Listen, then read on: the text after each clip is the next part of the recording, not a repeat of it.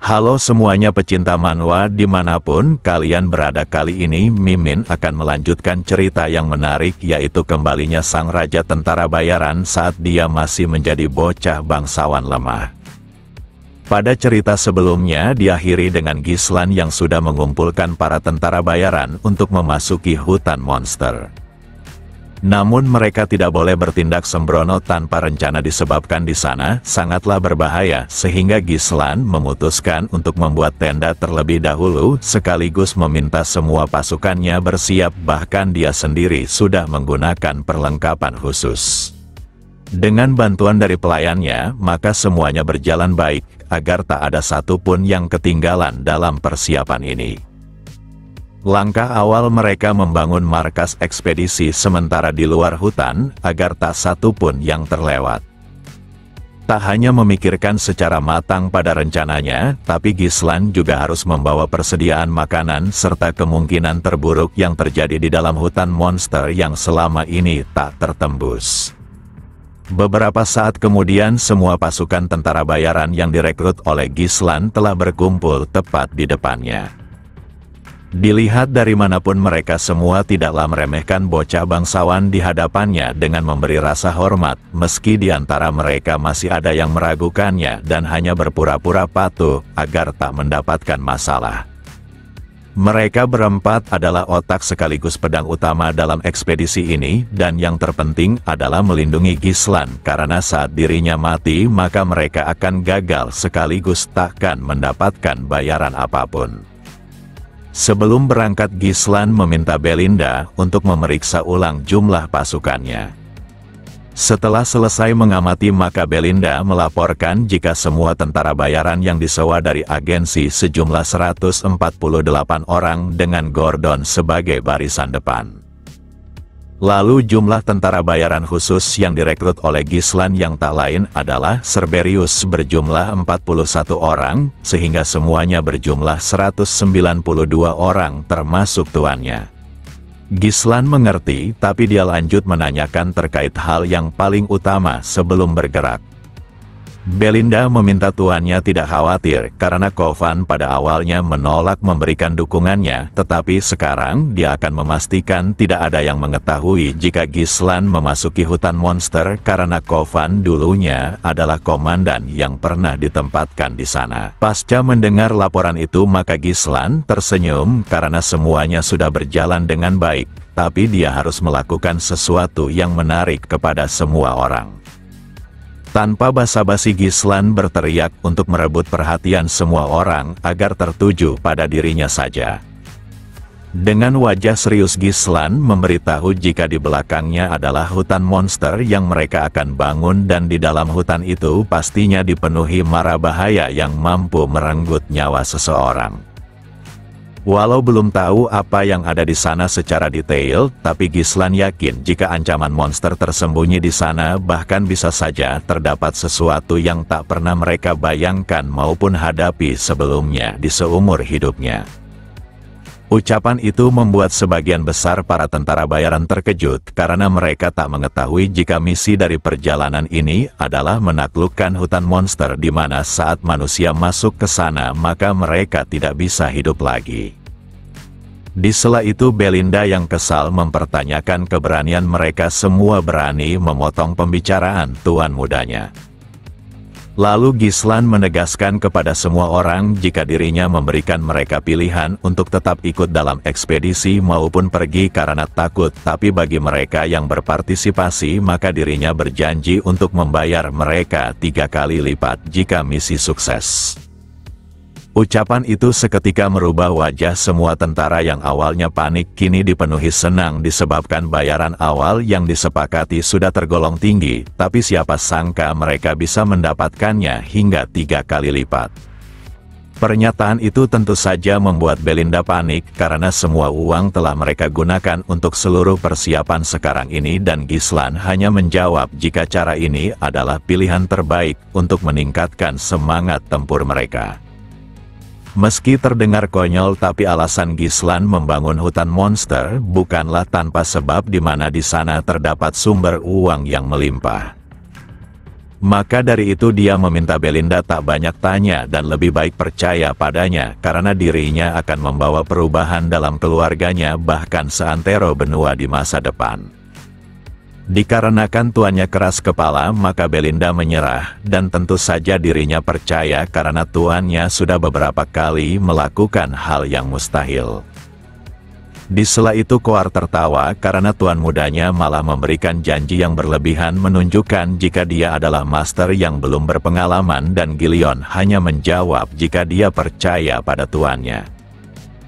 Setelah mendengar beberapa kata arahan langsung dari Gislan semua orang terdiam sesaat karena bocah yang dianggap tak berguna mampu membuat jiwa mereka seakan ingin meledak untuk masuk ke sana. Dengan kepemimpinannya maka Gislan memerintahkan semuanya untuk bergerak dan saling menjaga satu sama lain. Dikarenakan hutan ini sudah lama tidak tersentuh oleh manusia maka pohon di sana tumbuh lebih besar dibandingkan pohon normal. Kemudian semua orang mulai menebang pepohonan besar tersebut secara bersama-sama. Hutan yang lebat tentu saja membuat misi ini terhalang disebabkan tak ada tempat yang bisa dijadikan tenda sementara, apalagi membangun sebuah pemukiman.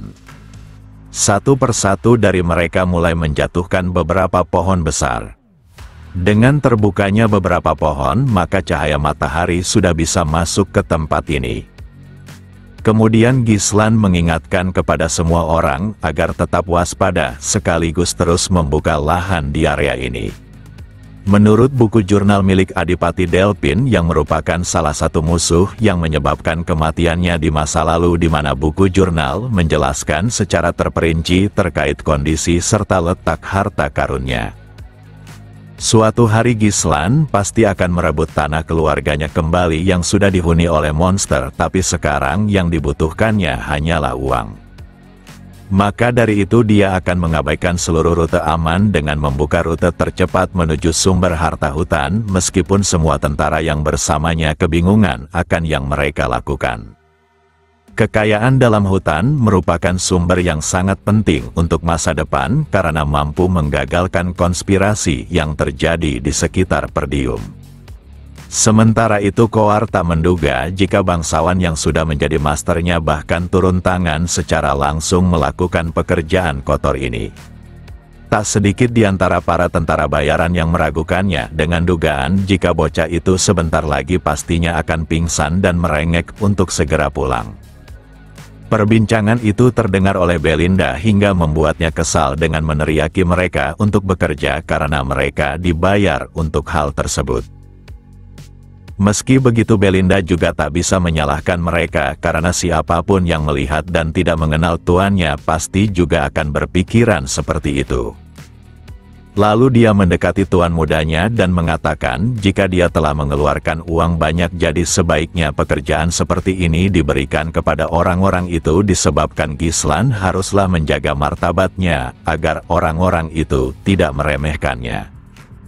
Sambil tetap melakukan pekerjaannya Gislan menjawab jika semakin banyak tangan yang bekerja maka semakin cepat pula selesai karena hutan ini benar-benar berbahaya. Kemudian Belinda menyerah pada tuan mudanya, tapi dia juga cukup kesal disebabkan Gislan yang bertindak seakan mengetahui semuanya. Di saat yang sama Koar menyela sambil mengatakan jika masternya pasti memiliki hidup yang sangat enak disebabkan ada wanita yang mengkhawatirkannya tiap saat, sedangkan orang-orang yang mengikutinya hanyalah binatang yang berjalan di neraka sebagai tentara bayaran yang terus bermain dengan kematian kapan saja. Ucapan itu membuatnya mendapat perlakuan yang buruk dari Gillion dan Gillion hanya menganggapnya sebagai sebuah ketidaksengajaan. Keributan mereka berdua menarik perhatian Belinda dan Gislan, bahkan Koar mempertanyakan apakah Gillion ingin duel dengannya. Lalu Gislan mengamati secara keseluruhan pergerakan dan menganggap sejauh ini semuanya berjalan dengan baik, tanpa hambatan, tapi bukan berarti dirinya harus tenang karena di balik air yang tenang biasanya tersimpan bahaya. Adipati Delphin yang menaklukkan kerajaan dan mendirikan dinasti baru memulai pengembangan hutan monster berskala besar, namun Gislan belum mengetahui alasan khusus kenapa dia membangun hutan ini walau sudah mendapatkan harta tersembunyi, dan Gislan akan menaklukkan hutan monster tanpa kerugian yang banyak disebabkan dia memiliki jurnal milik Adipati Delphin yang mencatat lokasi sumber daya utama hingga tempat monster berkumpul. Di sisi lain, para tentara bayaran sedikit bingung akan yang dipikirkan oleh bos mereka karena Gislan membawa ratusan lentera padahal obor lebih murah. Sekarang semuanya berjalan lancar, di mana orang-orang yang dipekerjakannya seakan melupakan nama tempat ini yang dikenal hutan monster. Meski Gislan sudah membaca jurnal Adipati Delphin di masa lalu dan menghafalnya, tapi dia belum pernah memasuki hutan ini secara langsung, sehingga kejadian tak terduga bisa saja terjadi.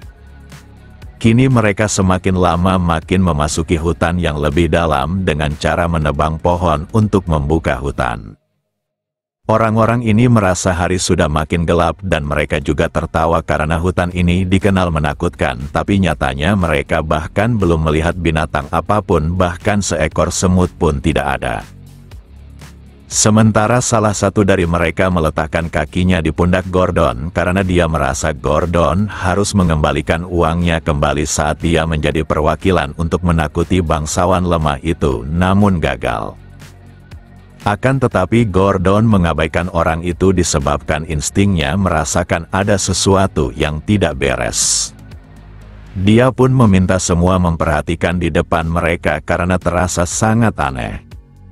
Mereka sudah membuka jalan di tempat ini tanpa henti, tapi kenapa masih belum terbuka? Bahkan sekarang terdapat pohon raksasa. Pohon ini besar dan lebih tinggi, tapi kenapa baru terlihat sekarang? Seketika raut wajah semua orang mulai mencekam disebabkan keanehan itu tidak dapat dipungkiri. Di sela itu Gislan menghunuskan pedangnya diikuti dengan Koar dan seluruh bawahannya karena mereka mengikuti masternya. Namun berbanding terbalik dengan tentara bayaran yang direkrut dari agensi, di mana mereka mempertanyakan kenapa situasinya menjadi berubah. Lalu Gislan memperingatkan jika Gordon akan mati jika dirinya tetap berada di sana. Maka dari itu dia memintanya untuk berjalan secara perlahan untuk menjauh.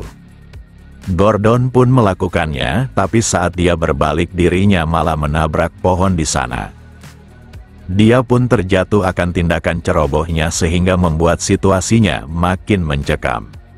Para tentara sudah bersiap jika ada sebuah serangan dari makhluk aneh. Akan tetapi tak ada yang terjadi padahal Gordon sendiri sudah panik. Lalu pria botak ini tertawa karena bosnya nampaknya mulai ketakutan. Dia mengetahui jika hutan ini dijuluki dengan nama menakutkan, tapi bukan berarti terdapat mara bahaya, dan Gordon mungkin saja kebingungan sehingga dia mengira sudah membuka jalan, tapi nyatanya belum menumbangkan pohon besar di hadapannya. Dengan wajah serius Gislan menyuruh orang itu untuk menjauh dari sana jika tak ingin mati. Akan tetapi pria ini merasa Gislan terlalu mendalami perannya sebagai bos dan mencoba menakuti semua orang untuk mengendalikannya. Di sela itu sesuatu tiba-tiba saja menjerat tubuhnya tanpa pria ini dapat menyadarinya. Dia pun terseret dengan sangat kuat diiringi teriakannya. Yang benar saja pohon besar yang dicurigai oleh Gordon bukanlah sekedar firasat buruk belaka. Di mana monster berbentuk pohon untuk menipu mangsanya berada di sana, dan si botak arogan ini menjadi orang pertama yang gugur dalam ekspedisi penaklukan hutan monster. Kemudian monster itu mulai menunjukkan sosoknya dengan menyudahi penyamarannya sebagai pohon. Di sana Gislan mulai melangkah mendekat karena dia mengenali monster itu. Sekarang tak ada waktu untuk bersantai dan semua orang harus menghilangkan pikiran mereka yang menganggap hutan ini tidaklah berbahaya.